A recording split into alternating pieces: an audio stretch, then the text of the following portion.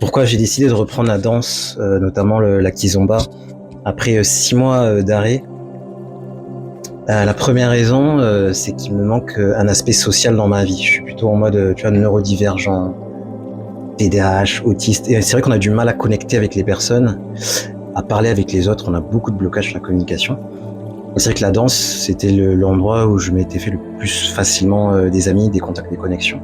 Et qu'on a besoin de cet aspect social. Et aussi, je m'étais fait des bons amis. Et c'est vrai que c'est des amis qu'on voit que dans ce cercle-là, dans ce milieu-là.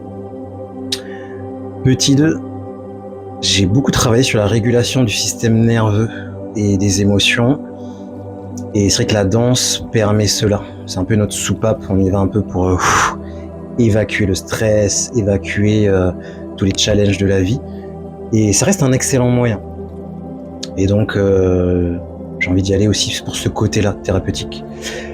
Numéro 3, ça me permet de travailler sur la méditation. Parce que moi, ça me met dans des états méditatifs et des états de transe chamanique.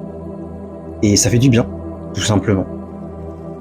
Numéro 4, après avoir arrêté comme ça pendant 6 mois, j'ai compris que ça faisait partie aussi de mon bonheur.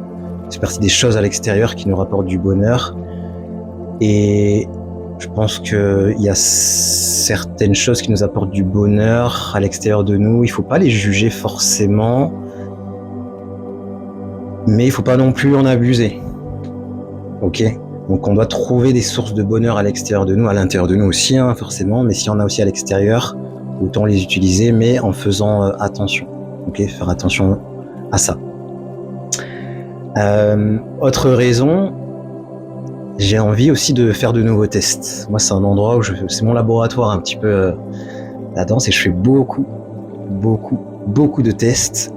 Et c'est vrai que ces dernières années, depuis une dizaine d'années que je danse, j'ai testé énormément de concepts, de techniques sur vous. Et ça me fait trop délirer. Et j'ai beaucoup de nouvelles choses à tester. Beaucoup de nouvelles techniques que j'ai appris à tester. Donc je fais mes petits tests. C'est vraiment très intéressant. Exemple de test, je teste l'influence des pensées sur la danse. Qu'est-ce qui se passe si je danse en disant je suis un bon danseur, je suis détendu, je kiffe danser avec toi.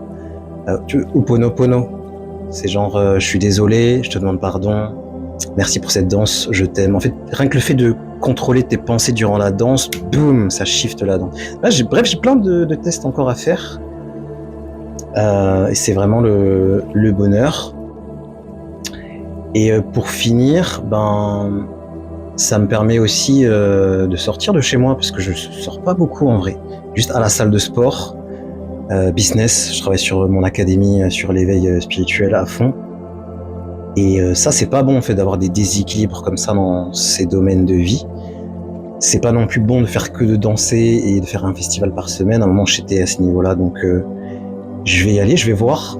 Et ça, ce serait une mauvaise expérience. Et tant pis, je réarrêterai. Peut-être que ça va bien se passer. Et je sens que j'ai un peu plus de maîtrise de moi-même. J'ai beaucoup travaillé sur ça. Et c'est ça que j'apprends aussi à mes étudiants dans l'académie Éveilmatique. On travaille vraiment sur maîtriser sa pyramide intérieure, maîtriser ses émotions, son mental. Et en fait, si on va jamais dans le monde se confronter à la réalité, c'est pas bon non plus, on est dans la matière. Donc on va faire cette expérience et on verra si ça se passe bien ou pas.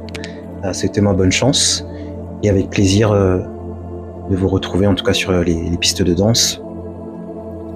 Tout simplement. Peut-être un jour on créera notre danse énergétique, la danse matique, rituel de connexion, rituel de déconnexion.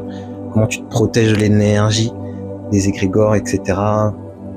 On verra ça. Et puis voilà.